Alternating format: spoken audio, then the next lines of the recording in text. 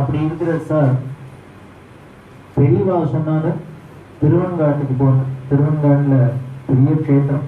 இந்த திருவெண்காட்டுல பரமசிவேந்திர சரஸ்வதி அப்படிங்கிற மகானோட அதிஷ்டானம் இருக்கு.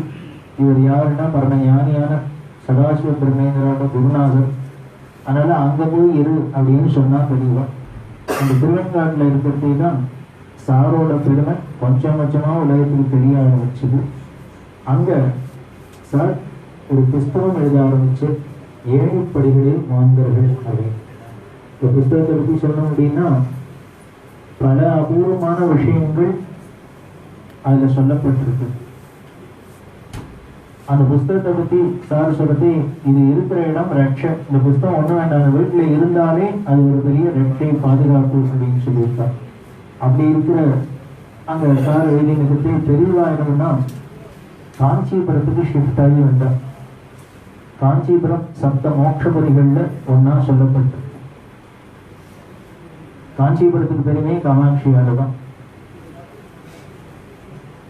வேற எல்லா ஊர்லயும் சிவன் கோவில் இருந்ததுன்னா அம்பாள் சன்னதியும் இருக்கும். காஞ்சிபுரத்துல மட்டும் ஒரு சிவன் கோவில்லையான அம்பாள் சன்னதியே கிடையாது. எல்லா கோவிலுக்கும் சேர்த்து ஒரே சன்னதி அம்பாள் சன்னதி காமாட்சி மட்டும்தான். காமாட்சி தான் நகரத்துல நடுநாயகமா ராஜராஜேஸ்வரி பராபட்டாரிகா அப்படிங்கிற திருப்புர சுந்தரியா வீற்றிருப்பா. எல்லா கோவிலும் காமாட்சி கோவிலை நோக்கியதான் இருக்கும் காஞ்சிபுரத்துல. அப்படி ஒரு பெருமை உள்ள அந்த காமாட்சிக்கு, காஞ்சிபுரத்துக்கே காமாட்சி தான் பெருமையா இருக்கும். அந்த காஞ்சிபுரத்துல தான் 2500 வருஷத்துக்கு முன்னால ஆதிசங்கர் பகவத் பாதர் சர்வஜ பீடம் ஸ்தாபிதம் பண்ணி அதுலேருந்து இன்று வரைக்கும் 70 பீடாதிபதிகள் நமக்கு காஞ்சிபுரத்துல அருளாட்சி பெற்று வரா. அந்த காமகோடி பீடத்துல 68வது பீடாதிபதிகள் தான் பெரியவா வந்தாங்கிறது நமக்கு தெரியும். இந்த பெரியவாளுக்கு காமாட்சி மேல அப்படி ஒரு பிரியம் பக்தி. நீங்க தெய்வத்துக்குள்ள பார்த்தா சொல்லவே சொல்ல, எனக்கு முக்கியம் காமாட்சி அப்படின்னு. எத்தனை சுவாமி இருந்தா கூட தனக்கு முக்கியம் காமாட்சி அப்படிங்கிற அந்த காமாட்சி எப்படி பக்தி பல பக்தர்கள் பண்ணியிருக்கா அப்படின்னா, சங்கீத மும்மூர்த்திகள் ஒருத்தர் சியாமா சஷ்டி அப்படிங்கிற இவர்கள் குடும்பம்லாம் காஞ்சிபுரத்துல காமாட்சியை பூஜை பண்ணணுங்கிறதுக்காகவே நர்மதா நதிக்கரையிலேருந்து ஆதிசங்கரால கொண்டு மைக்ரேட் பண்ணி வைக்கப்பட்டவா. அப்படி ஒரு குடும்பம் தான் சியாமா சஷ்டி குடும்பம். அந்த சியாமா சஷ்டி காமாட்சி மேல பல கிருதிகள், இன்னும் சொல்லப்போனா மும்மூர்த்திகள்ல சியாமா சஷ்டி சாகித்யம் ரொம்ப கம்மியா தான் பண்ணியிருக்க. பண்ணினது அத்தனை சாகித்யமும் அம்பாள் மேலதான். வேற ஒரு சுவாமி மேல பிள்ளையார் மேல மறந்து கூட ஒரு கீர்த்தனம் பண்ணல, அத்தனையும் அம்பாள் மேலேயும். அப்படி ஒரு காமாட்சியிட்ட பக்தி. அதுல அந்த சியாமா சஷ்டிக்கு பெரியவா வந்து பூஜை பண்றது சியாமா சஷ்டிக்கு, அதாவது தலைவர் பெரியவாளோட தம்பி இருந்த வெங்கு பாகவதர் அப்படின்னு. அந்த வெங்கு பாகவதர் சியாமா சஷ்டி திருப்தியை ரொம்பனா பாடுகிறான். அந்த பெரியவா அவருக்கு உத்தரவு என்னன்னு, நான் பூஜைக்கு ஆரம்பிச்சதுலேருந்து முடிகிற வரைக்கும் சியாமா சஷ்டி கிருத்தியாவே பாடிட்டு இருக்கணும் அப்படின்னு. அப்படி ஒரு சியாமா சஷ்டி கிருத்தியில ரொம்ப பிரியம். அதே மாதிரி பிற்காலத்துல கே பட்டம்மா அம்மாட்ட சொல்றான், காமா இந்த சங்கீத மும்மூர்த்திகள்ல தியாகராஜ கிருதி ரொம்ப பிரபலமா இருக்கு, தீட்சித கிருதி ஓரளவுக்கு பிரபலமா இருக்கு, ஆனா சியாமா சஷ்டி கிருதி தான் இன்னும் அவ்வளவு பிரபலமா இல்லை. அதனால நீ அதை பிரபலப்படுத்து அப்படின்னு கே பட்டம்மாக்கும் தெரியவா ஆசைப்பட்டு சொல்லியிருக்கான். அப்படி பெரியவா ஆசைப்பட்ட அந்த சியாமா சாஸ்திரி கிருதியில கனகசைல விகாரிணி அப்படிங்கிற ஒரு சாகித்யத்தை இப்போ ஸ்வேதா லைனிங்ல வச்சுப்போம். அதை நாம கேட்கலாம்.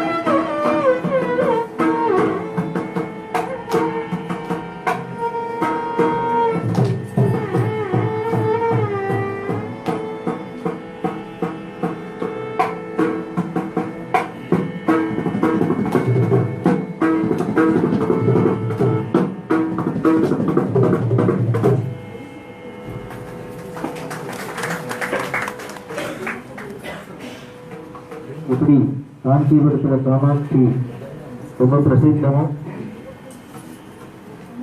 அதுபோல சிதம்பரம் நடராஜா ரொம்ப விசேஷம். சிதம்பரத்துக்கு பெருமை என்ன அப்படின்னா,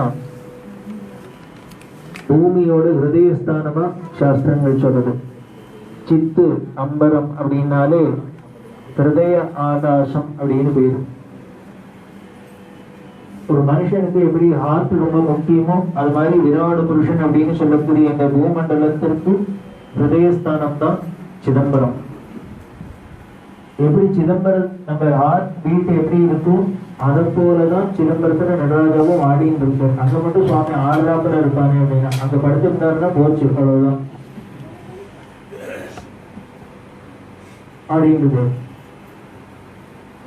அப்படி இருக்கிற அந்த நடராஜா மேல எல்லாருக்குமே பரம பக்தி, பெரியவாளுக்கு அசாத்திய பக்தி, சாருக்கும் ரொம்ப பெரிய பக்தி. சார் பெரியவாளை பத்தி சொல்ல, எங்க அண்ணா சாட்சாத் பரமேஸ்வரனோட அவதாரம் அப்படின்னு. சாரை பத்தி பெரியவா என்ன சொல்லியிருக்காங்க, என் தம்பி பறவையிலேயே பெரிய ஞானி அப்படின்னு. பரமேஸ்வரன் ஞானி தானே. அப்படி இருக்கிற அந்த நடராஜா எப்படி இருக்காங்க, பிரதோஷ காலத்துல அந்த தாண்டவம் ஆடுறது எப்படி இருப்பான்னு தெரிஞ்சுக்கணும்னா பிரதோஷ காலத்துல பெரியவாளை பார்த்த வாழ்க்கை தெரியும்.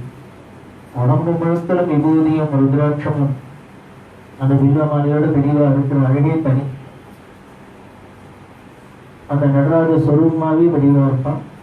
அப்படி இருந்தா கூட சிதம்பரத்துக்கு பெரியவா போறா. அதுக்கு முன்னால ஒரு 200-300 வருஷமா பூர்வாச்சாரியெல்லாம் ஏனோ காரணம் சிதம்பரத்துக்கு போகாத இருந்தா, இவ்வளவு முக்கியமான ஸ்தலத்துக்கு போகாத இருந்தா ஆச்சரியம். ஆனா பெரியவா போறோம். முத நாள் ராத்திரி அந்த ஊருக்கு போயிருக்கா. இந்த ஊர் எல்லையில தங்கி இருந்தா, மறுநாளைக்கு வெடிகாலத்தால 4 மணிக்கு கிளம்பி பெரியவா தனியா ஒரு அசிஸ்டண்ட மட்டும் மடி எடுத்து வடிச்சுட்டு எழுச்சிருந்தாரு. அந்த திட்டி கதவை அப்படின்னு திறக்கும் இருக்கும் கோவில்ல. பெரிய கதவா இருக்கும், அதுக்கு உள்ளுக்குள்ள சின்னதா ஒரு கதவு இருக்கும். அந்த ஸ்டாஃப் எல்லாம் போறதுக்கு வரதுக்கு. அதுக்கப்புறம் அவன் உள்ள போய் ரெடி பண்ணிட்டு தான் கோவில் மெயின் டோரை திறப்பான். அப்படி உள்ள போய் அந்த தீட்சர் காத்தால பால் தரிசனம், நீங்க சுவாமிய பிரபோதம் பாடி எழுப்பி நடராஜாவுக்கு பால் நிச்சயம் பண்றது. ஒரு கூட்டம் இருக்காது. அந்த தீட்சர் போய் யாரும் 1-2 பேர் இருப்பா, அவ்வளவுதான். அப்படி தீபாவளி மட்டும் திரும்பினா ஆச்சரியம், இந்த நடராஜா உள்ள இருக்காரா வெளியில இருக்காரான்னு தெரியல. பெரியவா நிக்கிறா தரிசனத்துக்கு. பெரியவா என்ன பண்ணிக்கா 4 மணிக்கு எங்க கூட இருக்கிறவரை வஸ்திரம் எடுத்துட்டு வர சொல்லி போய் சிவகங்கையில ஸ்நானம் பண்ணிட்டு ருத்ராட்சத்தெல்லாம் போட்டு நடராஜாவை இந்த விஸ்வரூப தரிசனம் பண்ணவும் போய் நிற்கிறான். ஒருத்தருக்கும் தெரியாது. அவர் பாட்டுக்கு ஏதோ காரியத்தை பார்த்தீங்கன்னா தீட்சை தீபாவளி திரும்பினா பெரியவா நிற்கிறது பார்க்கணும். பல வளர்ந்து போய் அவர் பெரியவாட்ட மன்னிப்பு, பெரியவா வந்திருக்கா, நாங்க ஒரு பூர்ணமா ஒரு மரியாதை பண்ணாத நம்ம பெரியவாட ரிசீவ் பண்ணல ஒழுங்கா அப்படின்னா, அதுக்கு பெரியவா சொல்றா, இல்ல இல்ல நேற்று ராத்திரியே வந்துட்டு ராத்திரியிலேருந்து இன்னும் இது வரைக்கும் பார்க்காத, எனக்கு நடராஜாவை பார்க்காத இருக்கிறதுக்கு மனசு வரல. அதனால நான் இப்ப வந்துட்டேன், நான் பார்க்கணும்னு. நான் போயிட்டு திருப்பி வருவேன். இன்னொரு தடவை வரட்டே, நீங்க உங்க லௌகிகமா என்னென்ன பண்ணணும், மரியாதை எல்லாம் அப்புறம் பண்ணிக்கலாம். இது ஸ்பெஷலா நான் என்னோட பார்க்கணுங்கிறதுக்காக வந்தது. அதுக்கப்புறம் நீங்களாம் காமிக்க போறது வேற. அப்படி அந்த நடராஜாட்ட அந்த நடராஜாவை பார்த்தா எப்படி இருக்கும் அப்படின்னா, அந்த நடராஜா மேல ஆறாத காதல் கொண்ட மகா கோபாலகிருஷ்ண பாரதி அப்படிங்கிற உத்தவர். அவர் நந்தனார சரித்திர கீர்த்தனைகள் அப்படின்னு பாட்டெல்லாம் எழுதியிருக்கார். நந்தனாரோட சரித்திரத்தை அப்படியே பாட்டா எழுதியிருக்கார். சிவன் சார் நந்தனார சரித்திரத்தை பத்தி கோபாலகிருஷ்ண பாரதியை பத்தி சொல்லிட்டு இந்த ஏழைப்பிரிகள் வந்தவர் சொல்றார்.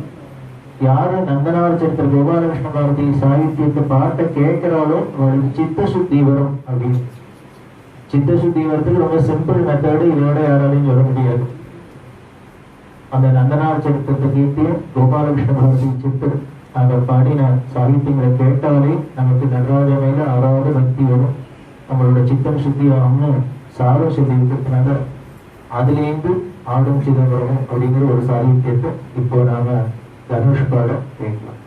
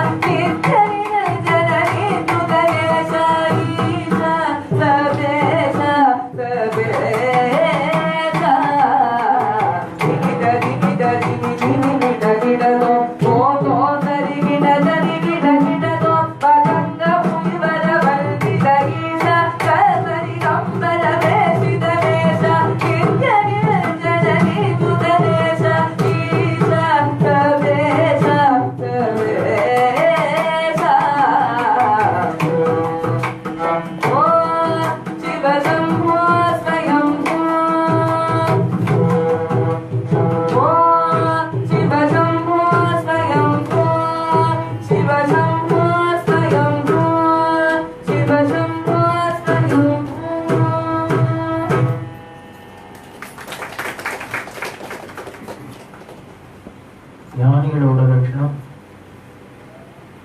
அவ சொல்றது நடக்கும். அப்படி சொல்றத விட அவ சொல்றதுனாலேயே நடக்கும். இன்னும் சொல்லணும் அப்படின்னா நடக்க போறதுதான் அவ சொல்லுவாள். அவ வெறும் சாதாரண ஜோசியர் இல்லை ப்ரெடிக்ட் பண்றதுக்கு. அவனால ப்ரெடிக்ட் தான் பண்ண முடியும் ஜோசியர்னால. ஆனா இவ சொல்றதுதான் நடக்கும், நடக்க போறதுதான் சொல்லுவா. அவ சொல்லிட்டதுனாலேயே நடந்துடும்.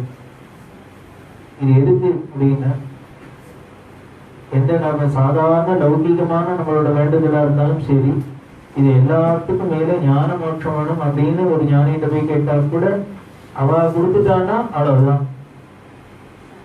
எல்லாருக்கும் தெரிஞ்சிருக்கும், ஒரு வில்வம் கொடுத்த பையனுக்கு வில்வ கைங்கரியம் பண்ணினான் அப்படிங்கிறதுக்காக அந்த பையன் என்ன வேணும்னு பெரியவாள்கிட்ட கேட்கிறார்.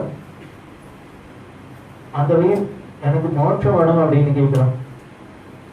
ஒரு வில்லத்தை கொடுத்துட்டு மோட்சம் வாங்கலாம் பாருங்க, எவ்வளவு சீப்பா இருக்கு.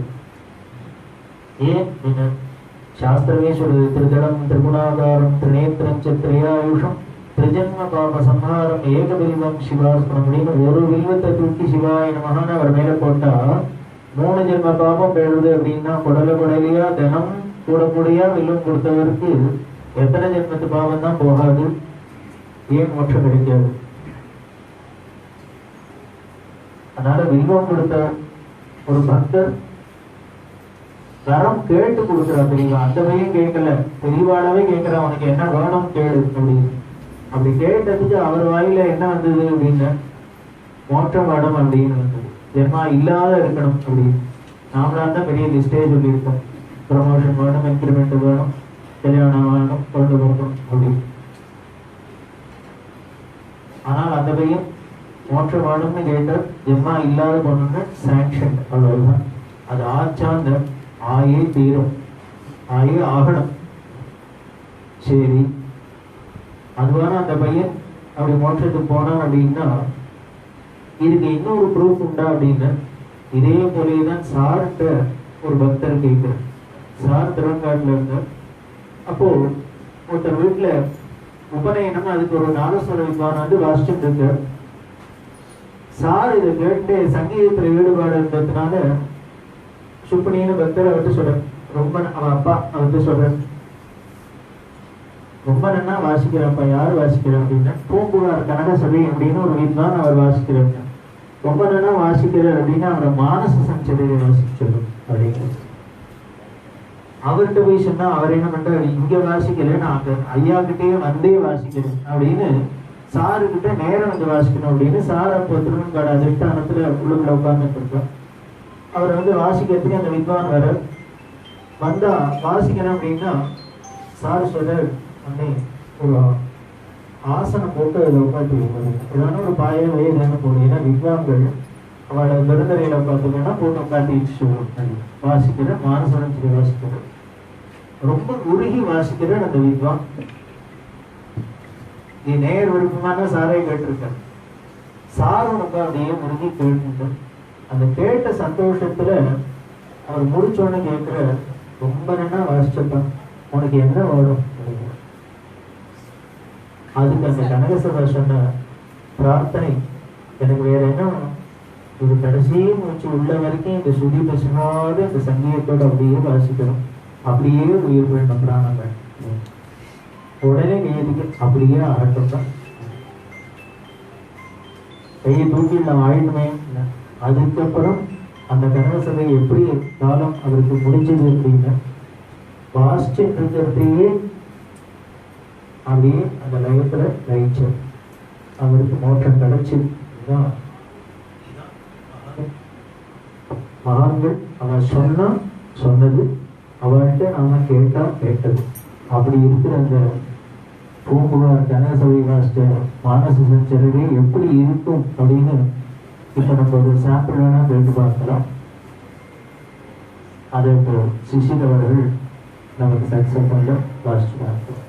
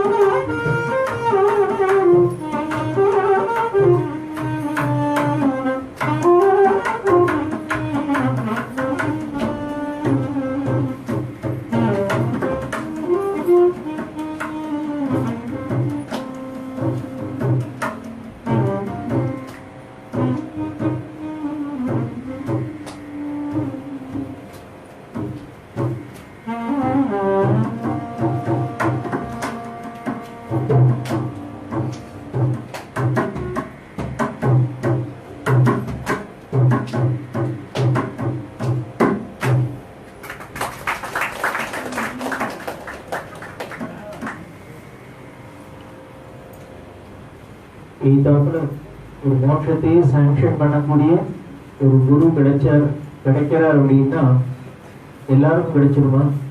எப்பொழுதும் கிடைச்சிருமா? அதுக்கு புண்ணியம் பண்ணி இருந்தாலும் கிடைக்கும், புண்ணியசாலிகளுக்கு மட்டுமே கிடைக்கும். அகோபாக்கியம் அகோபாக்கியம் நந்தகோப விரதோபசம் எர்மித்திரம் பரமானந்தம் பூர்ணம் பிரம்மசனாதனம் அப்படின்னு பாகவதத்துல ஆயர்பாடியில் உள்ள இடையர்கள்லாம் பார்த்து பொறாமப்பட்டு புலம்புற ஒரு ஸ்லோகம். யாரு புலம்புறான்னு? பிரம்மா புலம்புறன்.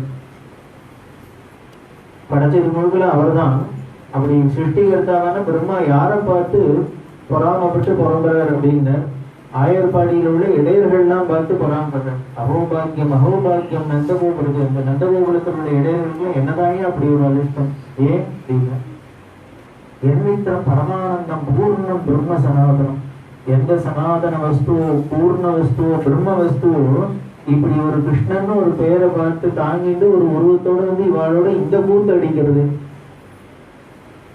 இவன் வீட்டுல வாசல் வர உள்ளுக்குள்ள வரக்கூடாது, இவன் வந்தா வெண்ணையை திருடுறான் பானையை உடைச்சுடுறான்னு வாசகதையை சாத்தினா கொல்லகடவால வரான், கொல்லையை சாத்தினா ஏறி குதிக்கிறான், இல்லையா வெளியில வரணும் அங்க வரப்பினால துரத்தின்னு வரான். இப்படி இவாளை விடையும் தொடைன்னு இது சுத்தி சுத்தின்னு வருது. எந்த பிரம்மத்தை ஒரு தரம் பார்க்கணும் அப்படிங்கிறதுக்காக வாங்கலாம். தபஸ் பண்ணி சாதிக்க முடியாத விஷயத்த இந்த இடையர்கள்லாம் இவ்வளவு சுலபமா அடையிறாளே அப்படின்னு பிரம்மா பார்த்து ஆச்சரியப்படுற. அப்படி சொன்ன ஸ்லோகம் தான்.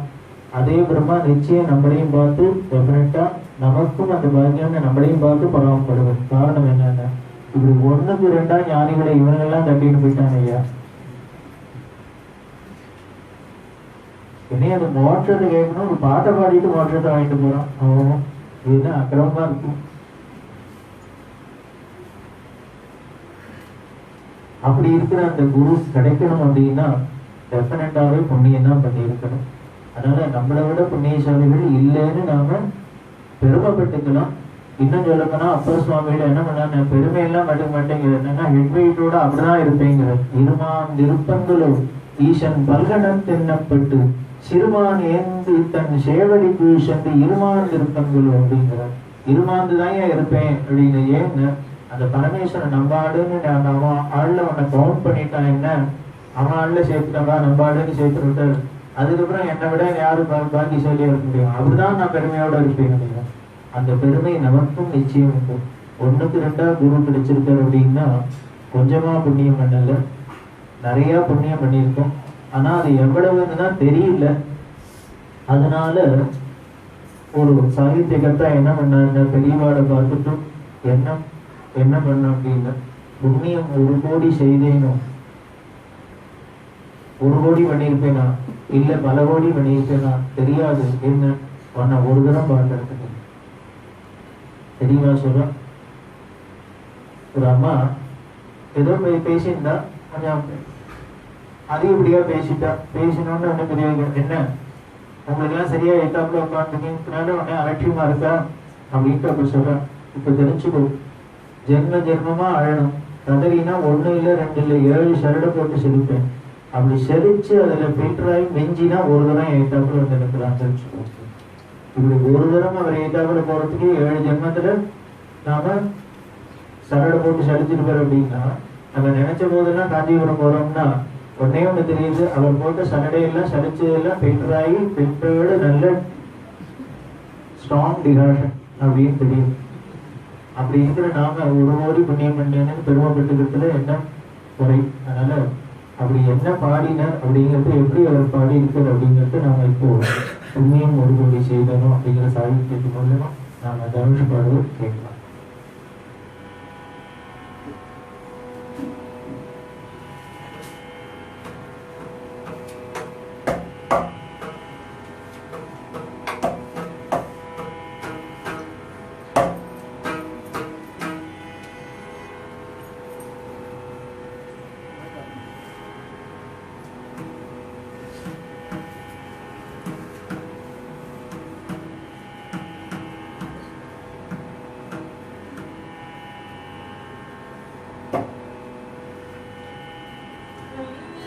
Yeah.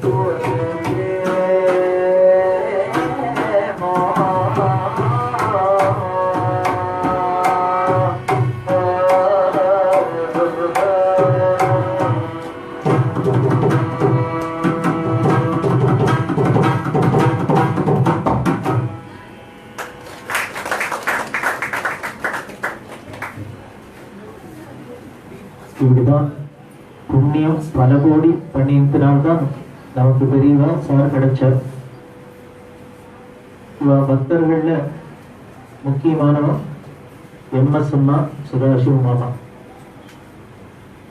பெரியவாட்டையும் சரி சார்ட்டையும் சரி ரொம்ப அபாரமான பக்தி. இவாளோட பக்திக்கு அவ ரெண்டு பேரும் எப்படி அனுகிரகம் பண்ணா அப்படின்னா, எம்எஸ் அம்மா சதாசிவ மாமாவுக்கு கல்கி அந்த குடும்பத்திலேருந்து வெளியேறி நம்ம பக்கத்துல ஒரு வாடகை வீட்டில் குடியிருக்கிறது. டிடிடி தேவஸ்தானத்தோட சேர்மன் ராமேஸ்வரன் அவர்கள் வர அவர்கிட்ட பெரியவா சொல்லி, இப்போ சதாசிவ எம்எஸ் வாடகை வீட்டில் குடியிருக்கா தெரியுமோ உனக்கு அப்படின்னு கேட்டு, கேள்விப்பட்டேன்னு சொல்லி போய் பார்த்தியான்னு சொல்லி பார்க்கணும் அப்படின்னு சொல்லி, அவளுக்கு ஏதாவது பண்ண வேண்டாமா, என்ன பண்ணலாம் சொல்லு அப்படின்ட்டு ராமேஸ்வரன் சொல்லி பெரியவாளே என்ன சொல்றாளோ அப்படி பண்ணலாம். அவளுக்கு மாசம் 5000 ரூபாய் வரணும். ஏன்னா அவளுக்குன்னு எதுவும் வச்சுக்கல, அவளுக்கு சாப்பாட்டுக்கு கஷ்டம் இல்லாத மாசம் அவளுக்கு ஒரு 5000 ரூபாயும், அந்த காலத்துல அப்ப அந்த சமயத்துக்கு ஒரு 5000 ரூபாய் இருந்தா ஓரளவுக்கு மெயின்டைன் பண்ணலாம் வேணும் அப்படின்னு சொல்லிட்டு, அதுக்கு என்ன பண்ணலாம் அப்படின்னு சொல்லிட்டு ராமேஸ்வரன் சொல்றாரு, அன்னமாச்சாரிய பத்தி எல்லாம் டிடிடி தேவஸ்தானத்துல பிரபலப்படுத்தணும், அதுக்கு ரெக்கார்டு பண்ணணும்னு வச்சுருக்கு. அதை வேணா அம்மாவே பாடட்டும், பாடினா அதுக்கு ராயல்டி கொடுக்கலாம், அதை வச்சுட்டு அவளுக்கு சௌரியமா இருக்கும். அப்படி பண்ணினாங்க எவ்வளவு ராயல்டி கொடுப்பேன்னு கேட்கிறேன். அவ பாடினா எவ்வளவு கொடுப்பேன்? அவர் சொல்றாரு, ஒரு 5 லட்சம் கொடுக்கலாம் அப்படின்னு. 5 லட்சத்தை பேங்க்ல போட்டா எவ்வளவு வரும்? மாசம் 5000 ரூபாய் வரும். கொஞ்சம் பெரிய இருக்கிறா, அது டாக்ஸ் எவ்வளவு போகும்? போயிடுச்சுன்னா நெட் இன்கம் குறைஞ்சிடும். அதனால நெட்டா டாக்ஸ் போக 5000 ரூபாய் கைக்கு வரணும். அதுக்கு என்ன பண்ணுறது? உடனே அவர் 7 லட்சமா பண்ணிடலாம் அதை அப்படின்ட்டு. சரி அப்படியே ஏற்பாடு பண்ணு அப்படி சொல்ற. ஹைதராபாத்ல கச்சேரி வருது. இப்போ சொல்ற நீங்க என்னமா சரி எடுத்தீங்கன்னா ரெக்கார்டு கொடுக்கணும்னு. அதுக்கு மாமா ரிஜெக்ட் பண்ணிடுறேன். ஏன்னா இதுவே புதுசா பாட்டு கத்துக்கணும், இந்த வயசுக்கு மேல வேணுமே பாட்டெல்லாம் கத்துட்டு ரெக்கார்ட்லாம் பண்ண முடியாது அப்படின்னு சொன்னா, பெரியவா சொல்லியிருக்கா பண்ணிதான் ஆகணும் அப்படிங்கிற ஒரு கம்பல்ஷன்ல பெரியவா சொல்லியிருக்கான்னா பிரகாசமாக்கு அவ்வளவுதான். என்னவோ பண்ண பெரியவா சொல்லிட்டானா பண்ண வேண்டியதான். அதுக்கப்புறம் அப்படித்தான் பாலாஜி பஞ்சரத்னமாலு அப்படின்னு அது அன்னமாச்சாரிய குட்டிகள்லாம் பாடி அதை ரெக்கார்டாகி எல்லாம் ஆயிடுச்சு. அதை ரிலீஸ் பண்ண போறா. ரிலீஸ் பண்றதுக்கு முன்னால ராமேஸ்வரன் கூப்பிட்டு வச்சான். அந்த ஃபங்க்ஷன்ல அவள்கிட்ட செக்கு கொடுப்பியோன்னா, இந்த ராயல்டி செக்கு கொடுப்பியான்னா, அதுதான் ப்ரொசீஜர், கொடுக்கணும் அப்படின்னு. அது கொடுக்கப்படாது, அதுக்காக தான் அவனை கூப்பிட்டேன் விவசாயம். ஏன் கொடுக்கக்கூடாது? உடனே பெரியவா சொல்றான், நீ அந்த ரிலீஸ் ஃபங்க்ஷன்ல 5 லட்சத்துக்கு 7 லட்சம் செக்கை கொடுத்தா சதாசி வேணும்னா அதையும் அங்கே வந்தவா யார்த்தையான எப்படிக்கான கொடுத்துட்டு பழைய விடிவு அப்படியே இருப்பா. அதனால நீ என்ன பண்ண, இந்த 7 லட்சத்தை செக்கா அவளுக்கு கொடுக்கக்கூடாது, அதை அப்படியே அவன் மேல பேங்க்ல போட்டுட்டு அவ ஆயுசு உள்ள வரைக்கும் மாசம் மாசம் அவளுக்கு இன்ட்ரெஸ்ட் மட்டும்தான் போகணும் ஏற்பாடு பண்ண. எப்படி போய் சொல்றது? ஒருத்தர் பாடின அவளுக்கு பணம் கொடுக்கணும்னா, இல்ல இல்ல உங்க மேல பேங்க்ல தான் போடுவேன், உங்களுக்கு இன்ட்ரெஸ்ட் தான் வரணும் யாருன்னு சொல்ல முடியுமா? இவருக்கு ரொம்ப தர்ம சங்கடமா இருக்கு, எப்படி இதை பண்றதுன்னு புரியல. பெரியவா அப்படிதான் பண்ணணும்ட்டான். அப்படி ரொம்ப விதன்னா நான் சொன்னேன்னு சொல்லி கடைசியில பிரம்மாஸ்திரம் அதுதான் போட்டாங்க. அப்படி ஏற்பாடு பண்ணி அவன் ஆயுசு முழுத்திலும் அந்த இன்ட்ரெஸ்ட் வராமல் பண்ணி, அப்புறம் அவன் பிற்காலத்துல அவன் காலத்துக்கு அப்புறம் அந்த கேபிட்டல என்ன வேணா பண்ணிக்கிட்டு அதை ஜாய்ஸ் அப்படின்னு சொல்லி சதாசிவ மாமா ரொம்ப மனசு உருகி பெரியவாளுக்கே இவ்வளவு கவலை.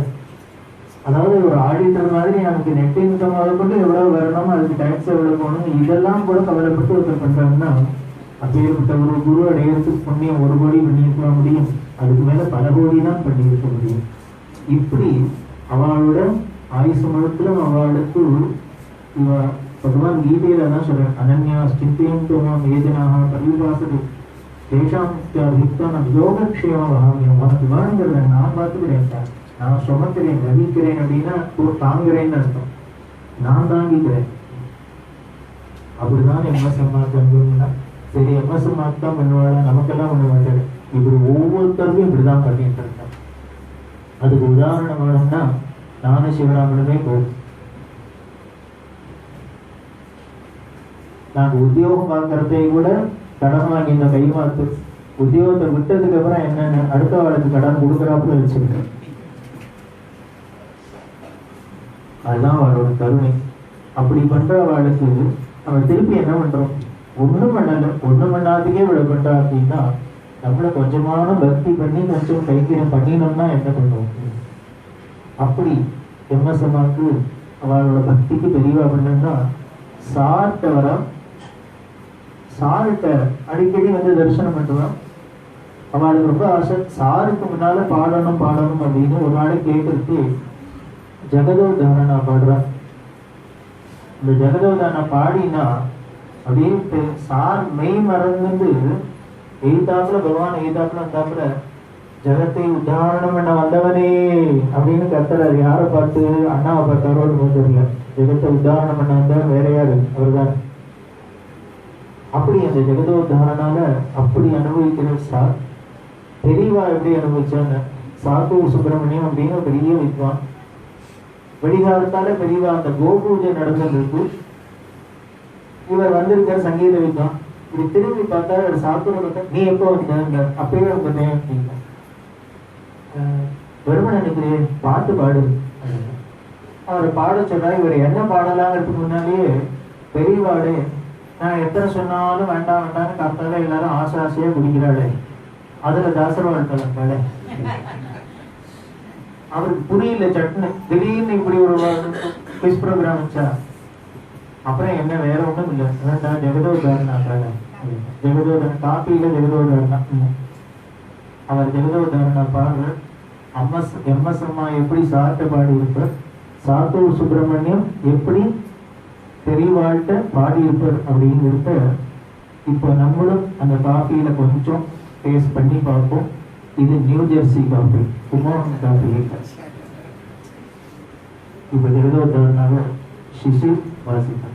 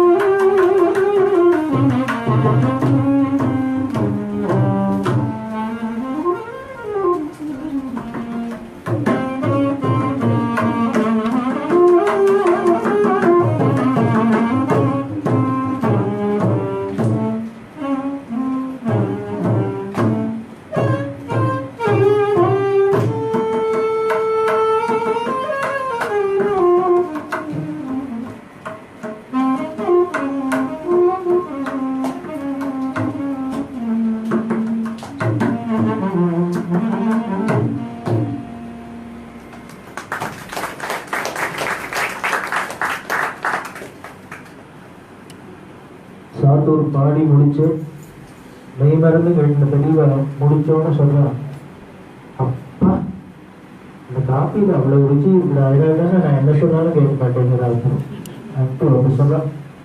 எல்லாரும் தினம் வாயால குடிச்சு குடிச்சு சந்தோஷப்பட்டு இன்னைக்கு ஒன்னால காதால குடிச்சு சந்தோஷப்பட்டேன். இந்த சங்கீதத்துல அந்த ருச்சி இருந்தது எப்படின்னா, இப்படி இல்லாம நம்மள மெய் மறக்க எடுக்கும்.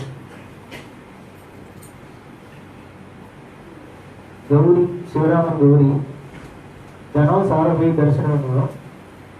ஒரு நாளைக்கு கௌரி ஆத்துல கௌரி என்னன்னா பாடுவோம், பாடி நின்று சுவாமிக்கு முன்னால மட்டும் பாடி இருந்துட்டு அவர் போறா. 2 பேரும் போன உடனே சாரு முதல்ல கேள்வாரு, நீ பாடுவியோ? உடனே சிவராமன் பதில் சொன்னார், சார் ஃபார்மலாலாம் கற்றுக்கல, ஏதோ பாடுவோம், சாமிக்கு முன்னால பாடுவோம் அப்படின்னா. அதான் வேணும், நம்ம பாட்டு கற்றுக்கிறது எதுக்காக? ஈஸ்வரனுக்கு அர்ப்பணம் பண்றதுக்கு தான். நம்ம கலாச்சாரத்துல எல்லா கலைகளையும் எதுக்கு அர்ப்பணம் பண்றோம் அப்படின்னா ஈஸ்வரனுக்கு அர்ப்பணம் பண்றதுக்கு தான். அதுக்கு தான் வேணும் அப்படின்ட்டு, சரி சிவலோகநாதனை பாடு அப்படின்னா.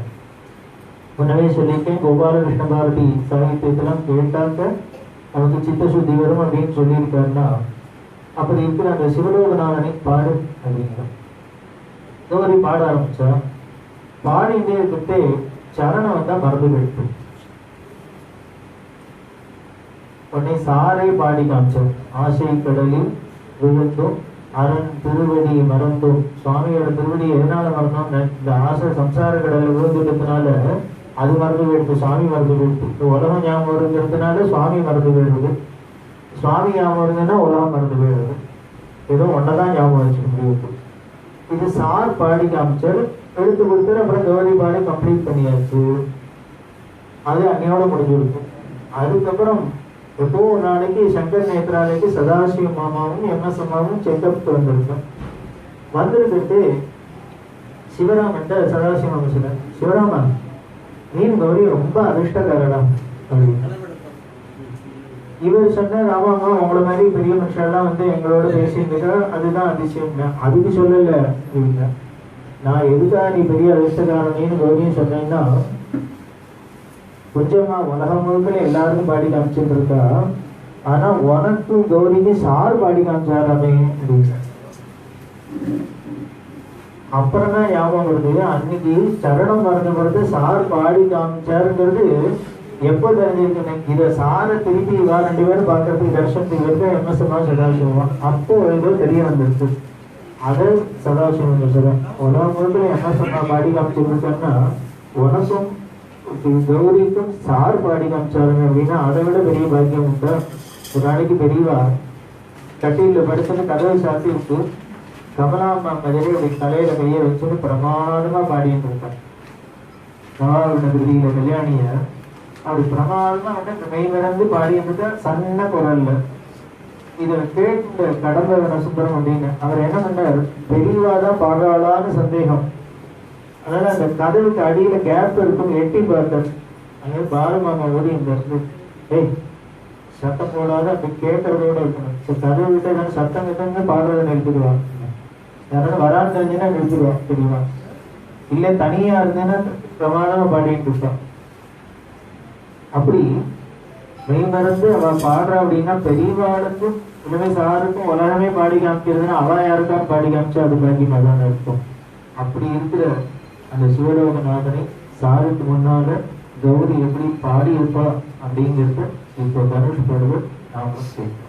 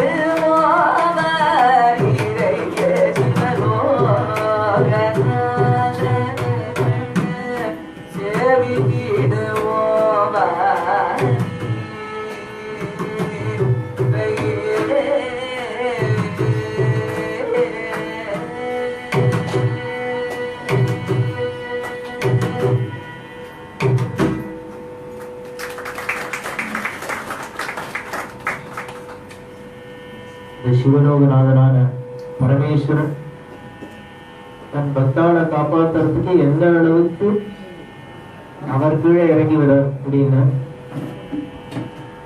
எந்த அளவுக்கு வேணாலும் இறங்கு, பிச்சை எடுக்கிறது கூட தயங்கல. சுந்தரமூர்த்தி நாயனார் திருக்கச்சூர் அப்படின்னு ஒரு க்ஷேத்திரம் இருக்கு, அந்த ஊருக்கு அவர் வந்திருக்கிறது பசி, அதனால பசியில பரமேஸ்வரன் சொல்றார், பசிக்கிறது இங்க சாப்பிட்றதுக்கு வேணுமே அப்படின்னு.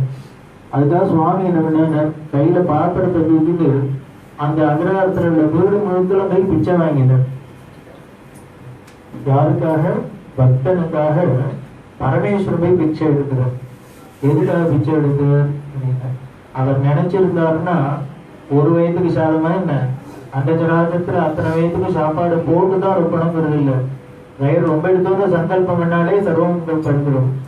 அப்படி இருக்கிற பிரபு எதுக்காக பிச்சை எடுத்தார் அப்படின்னா, தன்னோட பக்தாளுக்காக அவளுக்கு சர்வீஸ் பண்றதுக்கு, அவளுக்கு அனுகிரகம் எடுத்துக்கா நான் எந்த லெவலுக்கு வேணாலும் இறங்குவேன்.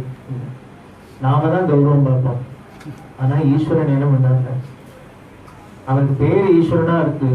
ஆனா இவருக்கு பேரே என்னென்ன, பிச்சை எடுக்கிறதே அதுல ஒரு பெரிய போசா வேற இருக்கு. என்னென்ன பிக்ஷாடனர் அப்படின்னு, பவாலீஸ்வரர் பிச்சை எடுக்க வர்றாரு. எப்படி வர்றாரு, உடம்பு முழுக்க வயிறு நகை, கையில தங்க கப்புறேன், அப்புறம் ஏன் பிச்சை எடுக்கணும்.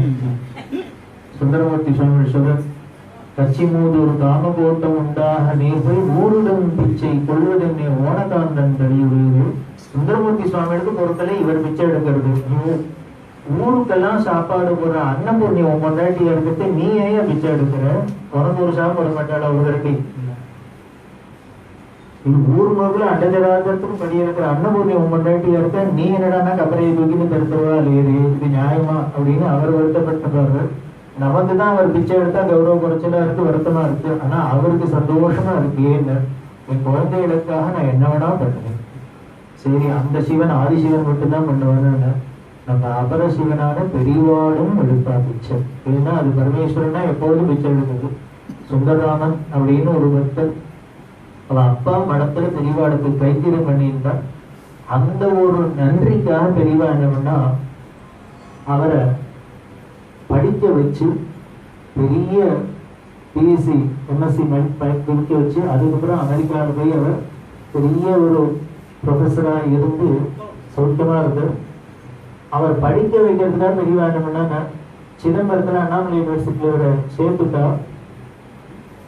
மடத்திலேருந்து பணம் கொடுத்து சேர்த்துட்டா. அவரோட தங்கி படிக்கணும். படிக்கிறதுக்கு சாப்பாட்டுக்காக என்ன பண்ணா, வார சாப்பாடு அப்படின்னு ஒரு நாளைக்கு ஒருத்தராத்துல சாப்பிடுறது அப்படின்னு ஏற்பாடு பண்ணிட்டா. அது எப்படி ஏற்பாடு பண்ணா, சிதம்பரத்திலேருந்து வந்த பெரிய மனுஷா ஊர்த்தியா பெரியவா தரிசனத்துக்கு வரத்து, நான் எனக்கு சாதம் போடுவியா வருவோம் அப்படின்னு கேட்டு ஒரு பையன் அனுப்புறேன், வாரத்துல திங்கக்கிழமை அந்த இடத்துல திங்கக்கிழமை அந்த குழந்தைக்கு சாப்பாடு போடும் அப்படின்னு சொல்லி ஒவ்வொரு நாளைக்கு 7 பேரை பிடிச்சி சிதம்பரத்திலேருந்து வந்தவங்க அவன் வீட்டுல போய் சாப்பிட சொல்லி ஏற்பாடு பண்ணியிருந்தா. இது இந்த சுந்தரராமனுக்கு கொஞ்சம் கௌரவ குறைச்சலா இருந்தது. வாரம் மாமி மாது வந்திருக்கேன்னு தட்டை தூக்கின்னு ஒரு 10 நாட்டுக்கு போனோம்னா, இது ஒரு அவருக்கு கொஞ்சம் சிரமமா இருந்தது மனசுக்கு. அதனால பெரியவாழ்னு சொல்ற, இது அது வருத்தப்பட்ட பெரியவங்கிட்ட, என்ன இது பிச்சை எடுக்கிறாப்புல உனக்கு வருத்தமா இருக்கும் அப்படின்னா, இது பிச்சை எடுக்கிறாப்புல இந்த பிச்சை தானே வேற இன்னும் சொல்லிட்டு ஒவ்வொரு ராத்துக்கு சாப்பாடு போகணும். அதுக்கு பெரியவா சொல்ற, நீ என்ன வருத்தப்படுற, நீ என்ன பிச்சை எடுக்க, நான் தான் பிச்சை எடுக்கிறேன், வரவன்ட்டா நான் தான் கேட்கிறேன், உனக்காக நான் பிச்சை எடுக்கிறேன், அதுக்கு நீயே வருத்தப்படணும், நான் தான் வருத்தப்படணும். அவர் சுந்தராமன் அதை சொல்லி சொல்லி உருவு பெரியவாழ பிச்சை எடுக்கிற அளவுக்கு நம்ம வச்சுட்டோம் பார்த்தியா அப்படின்னா, அப்படி வச்சிருக்கோம்னா வேற ஒன்றும் இல்லை. அப்படி நம்மளுக்கு ஒரு பிராப்தம் இருக்கு. ஏதோ நம்ம பூர்வ ஜென்மத்துல நம்ம மூதாதைகள் கைங்கரியம் பண்ணியிருக்க, அதுக்காக பெரியவா. அப்படி பெரியவா தன்னோட பக்தருக்காக பிச்சை எடுத்தாங்க. இப்ப சுந்தரமூர்த்தி சுவாமிகளுக்கு ஆதிசிவன் பிச்சை எடுத்தாருன்னா, சுந்தரராமனுக்காக இந்த அபரசிவன் பிச்சை எடுத்தாருன்னா, இந்த சதாசிவன் யாருக்காக பிச்சை எடுத்தாருன்னு, சாரோட பக்தர் ஒருத்தர், அவர் பெரிய மனுஷன், அவருக்கு ஏவிஎம் ராஜேஸ்வரில் கல்யாணம். சார் நீங்க கட்டாய கல்யாணத்துக்கு வந்து ஆசீர்வாதம் பண்ணணும் அப்படின்னு கேட்டுருந்தார். சார் வரேன்னு சொல்லியிருக்கார். அந்த கல்யாண ஏற்பாடு பிரமாதமா நடந்திருக்கு. சார் பெயர்க்கார். போனா அங்க முன்னால இந்த செக்யூரிட்டி எல்லாம் பார்த்துட்டு, சாரோட வேஷத்தையும் அதையும் பார்த்துட்டு என்ன பண்ணிட்டேன், யாரோ பிச்சை சாப்பாட்டுக்காக வந்திருக்கான் பிச்சைக்காரன்னு நினைச்சிட்டு, எல்லாம் முகூர்த்தம் முடிஞ்சோடனே எல்லாம் சோறு போடுவாங்க, அங்க போய் ஓரமா உட்காந்து போன்ட்டான். இவரும் சமத்தா போய் உட்காந்துட்டார். அங்க எல்லாருக்கும் சாப்பாட்டு காட்டுங்க பிச்சைக்காரனோட இவரும் பிசாக்க உட்காந்துட்டாரு. இது ஒருத்தருக்கும் தெரியாது. அந்த பையனுக்கு கல்யாணம் என்ன பண்றாருன்னா, காசி யாத்திரைக்கு வர மேலதாளத்தோட வெளியில வந்து அந்த பையன் அப்படி வெளியில வந்து பார்த்தா, எதேச்சே திரும்பி பார்த்தா இவர் உட்கார்ந்து இருந்துட்டு பிச்சைக்காரோட இந்த பையனுக்கு ஷார்ட் தூக்கி ஆடி போட்டு மெனக்கிட்டு பெரியவா சார் வந்து ஆசீர்வாதம் பண்ணணும்னு ஓடி போய் இந்த பையன் காலில் விழுந்து அழுதான். தெரியாத நடந்துருக்கு சார் இங்க உட்காந்து அப்படின்னு சொல்லி அவன் அமக்கலப்படுத்தி, அதுக்கப்புறம் சாரை உள்ள அழிச்சுட்டு போய் அழகா முன்னால் உட்காந்து தீச்சு எல்லாம் பண்ணிதான் அந்த பையனுக்கு ரொம்ப கெட்டியா ஃபீல் பண்ணி சார்கிட்ட மன்னிப்பு கேட்டான். சார் தெரியாத நடந்துட்டு மன்னிச்சுக்கணும் அப்படின்னு. அதுக்கு சார் சொன்ன வார்த்தை, இதுக்கு என்னப்பா ஒண்ணுமே இல்லைப்பா, எனக்கு அங்க உட்காரத்துக்கும் இங்க உட்காரத்துக்கும் ஒரு வித்தியாசம் தெரியுது. அங்க அந்த பிச்சைக்காரோட உட்கார்ந்தேன், இந்த பிச்சைக்காரோட இங்க உட்காந்து எல்லாரும் பிச்சைக்காராக எனக்கு ஒன்றும் வித்தியாசம் தெரியல. இதுதான் ஞானிகள்.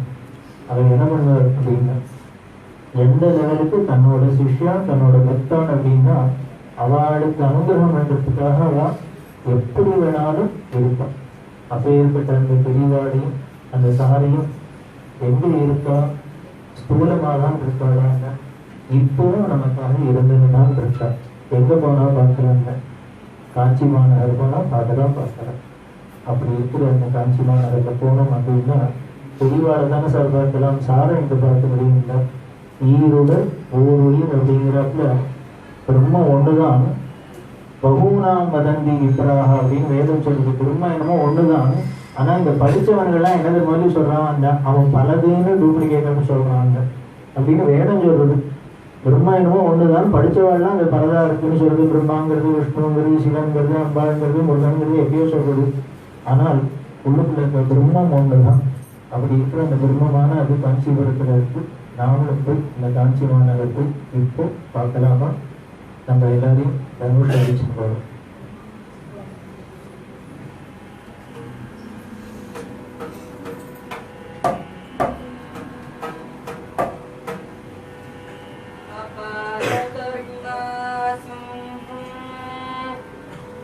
அபார கருணா அபார கருணா அபார கருணா அபார கருணா அபார கருணா சிந்தும் ஞானதம் சாந்த ரூபிணம் ஸ்ரீ சந்திரசேகரா चंद्रशेखरा कामकोटि पीठ गुरो काची निवास गुरो राम मोहताप शमन विनाश गुरो आदि शंकराचार्य अवतार लोक गुरो कामाक्षी कामाक्षी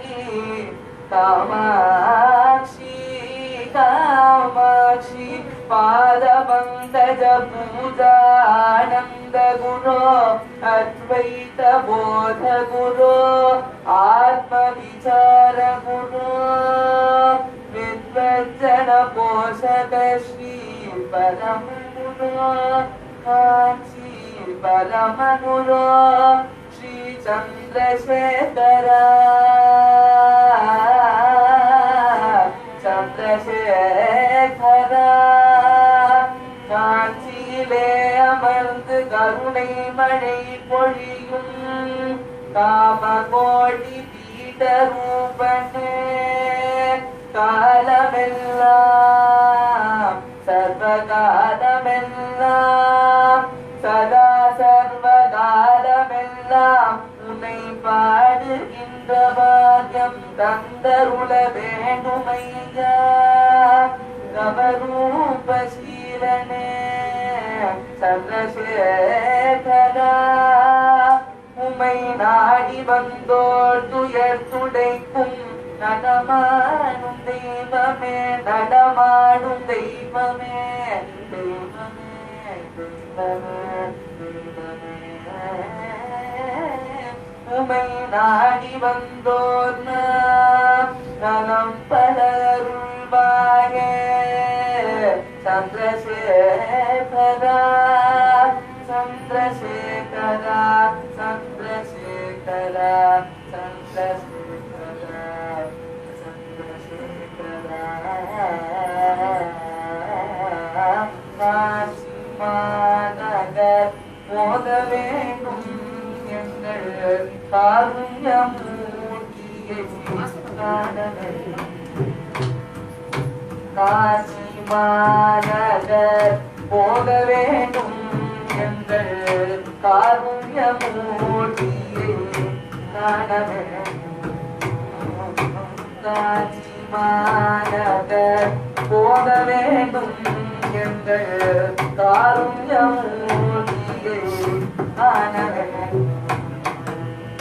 முத்தமக்கள் வணங்கும் குருபீடம் முத்தமக்கள் வணங்கும் குருபீடம் சித்தர்கள் போற்றும் குருபீடம் முத்தமக்கள் வணங்கும் குருபீடம் சித்தர்கள் போற்றும் குருபீடம் கர்த்தவர்கள் கூடும் குருபீடம் கர்த்தவர்கள் கூடும் குருபீடம் காமகோடி ஜகத் குருபீடம் காஞ்சி மாநகர் போக வேண்டும் என்று காருண்யமூர்த்தியை காண வேண்டும்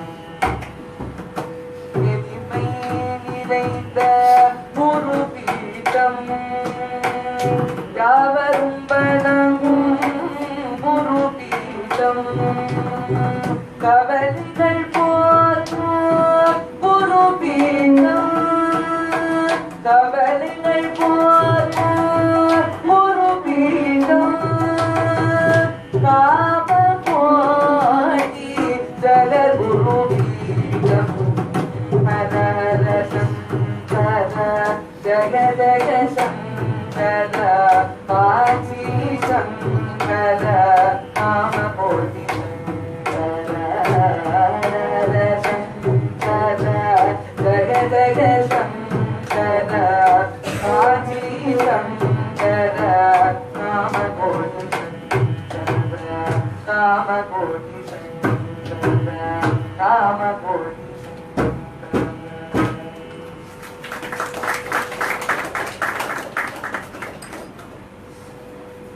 நம்ம கண்ணை விரித்து பார்த்து அனுபவிச்ச தெளிவா சார் ரெண்டு பேரோட பெருமையும் 2 மணி நேரத்துக்கு சொல்ல முடியாத ஒரு விஷயம். இருந்தாலும் ஒரு பாங்க சொல்றதுக்கு ஒரு சோறு கணங்கிறப்ப ஒரு சாம்பிளுக்கு டிப் ஆஃப் பார்த்துருக்கு. அப்படி இருக்கிற 2 பேரோட பெருமையும் நாம் இன்னும் பல விஷயங்களை தெரிஞ்சுட்டு அவள்கிட்ட நமக்கு பக்தி ஏற்பட்டு நாம் சரணாகதி பண்ணி நாம் எல்லா நிலமும் அடையணும்னு சொல்லி பிரார்த்தனை பண்ணி குருநாதர் 2 பேருக்கும் மங்களம் பாடி இந்த நிகழ்ச்சி நிறைவு செய்வோம்.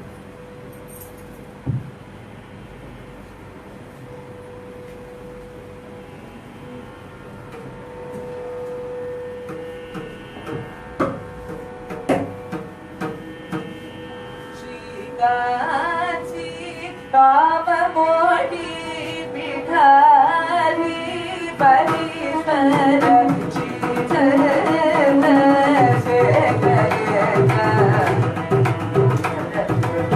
மங்களம் சாசூஜன கேதிலன பஜன விகரே ஞானானந்த கல்பாமயதே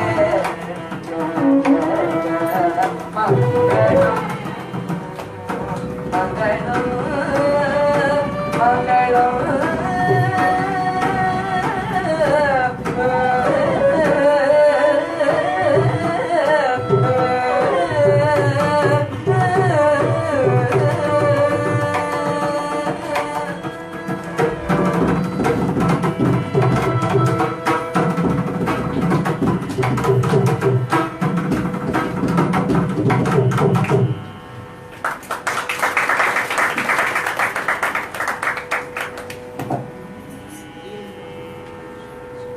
எல்லாத்தையும் ஒரு விண்ணப்பம், தயவு செய்து பிரசாதத்தை எடுத்துன்னு போகணும்.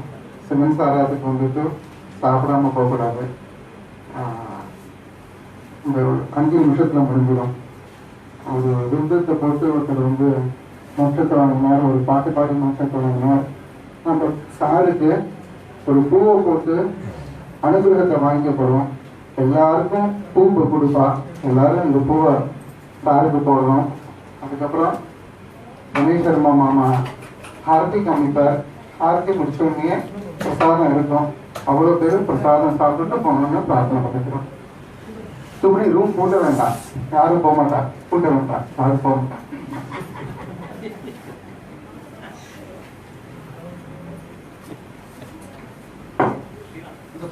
பூ பண்ணது கொடுங்க. எல்லாருக்கும் பூ கொடுக்கணும்.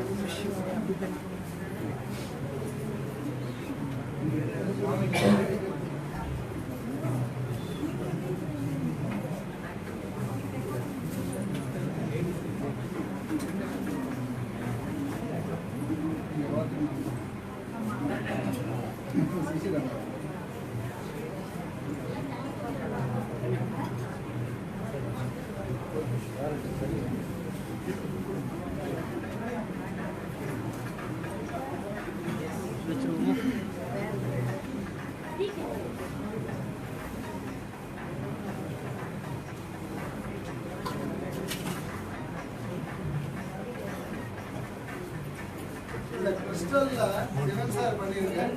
அதை எல்லாருக்கும் அந்த விருப்பங்கள் எல்லாருக்கும் கொடுத்தேன்.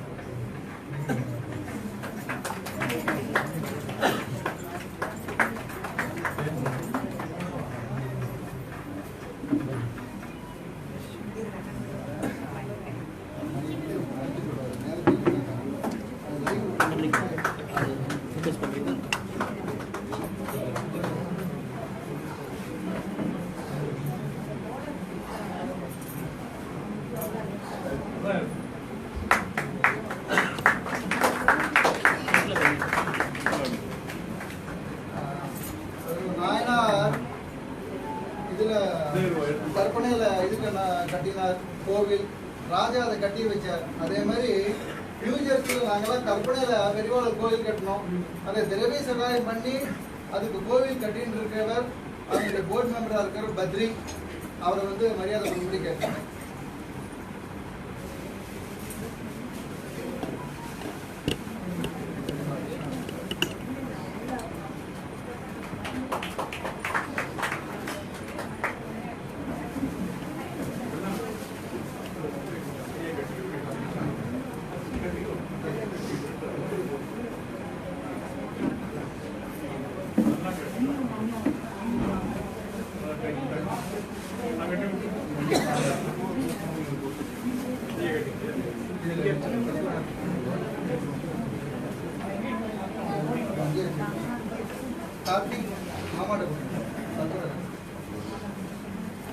எல்லாரும் ஒரு நிமிஷம் இந்த பக்கம் சுவாமி பக்கத்தில் இருக்கீங்களா? கொஞ்சம் வழி விட்டுங்கன்னா எல்லாருக்குமே தரிசனம் பண்ணிக்கலாம்.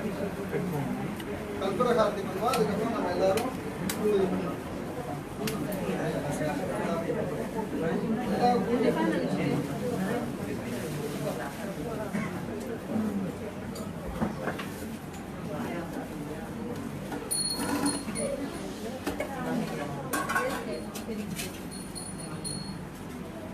இதான் கிறிஸ்டல் பெரியவா சிவன் சார். கிறிஸ்டல்ல பண்ணின்னு வந்தவர் இங்க இருக்கார் சார். கிறிஸ்டல்ல பண்ணவர் எங்க?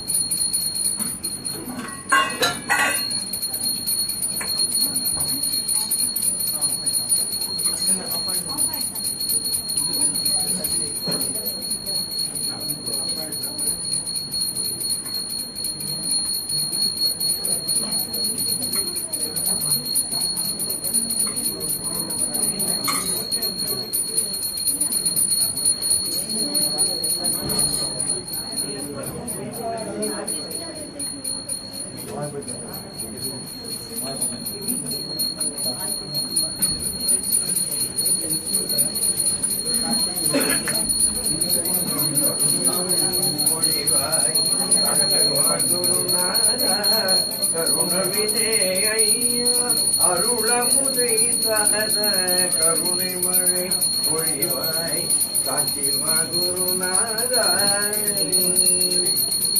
ஒரு மனதாய் உமையா அனுதினம் நினைந்திலையோ ஒரு மனதாய் உமையா அனுதினம் நினைந்திலையோ கருணை கண் திறந்திடவே கருணம் வரவில்லையோ கருணை மழை பொழிவாய் கருணை மழை பொழிவாய் கருணை மழை பொழிவாய் காட்சிமா குருநாதா அன்புடன் அனுதினம் துதிப்போர்க்கு அன்புடன் அனுதினம் துதிப்போர்க்கு இன்பமயமான இனிய நல்வழி இருக்க இன்பமயமான இனிய நல்வழி இருக்கு பக்தியின் மேலீட்டால் பண்டிசையால் பாடும் பக்தியின் மேலீட்டால் பண்டிசையால் பாடும் சக்தியின் தாசரையும் கனிவுடன் காத்தருளும் சக்தியின் தாசரையும் கனிவுடன் காத்தருளும் கருணை மழை பொழிவாய் சிவா குருநாதா கருணவிதே ஐயா அருளம் தெய்தத கருணை மழை பொழிவாய் கருணை மழை பொழிவாய் கருணை மழை பொழிவாய் சிவா குருநாதா ஸ்டாப் பண்ணிடலாமா சார்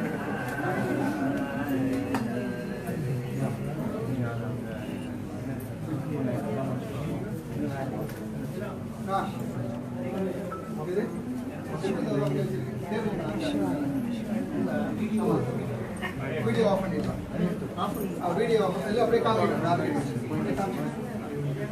இது நல்லா கொடுத்தாங்க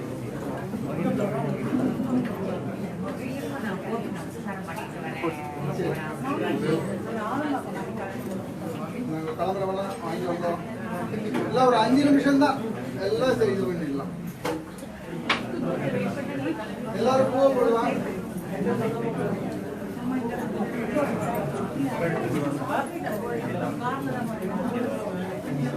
அப்புறம் இன்னொரு வேண்டுகோள் யாராவது எந்தெந்த ஏரியாவுக்கு கார் இருக்கிறவா வந்திருக்கேளோ ஒரு நிமிஷம் மாமே ஒரு நிமிஷம் எந்த ஏரியால இருந்து கார் இருக்கிறவா வந்திருக்கேளோ கார்ல இடம் இருந்ததுன்னா ஆஃபர் பண்ணுங்க அந்த ஏரியால இருந்து யாராவது கார் இல்லாதவா வந்தானா ஜாயின் பண்ணிக்கிட்டோம் அவாவா ஆஃபர் பண்ணுங்க எந்தெந்த ஏரியா இடம் இருந்தா 1 2 அப்படின்னு ஆஃபர் பண்ணுங்க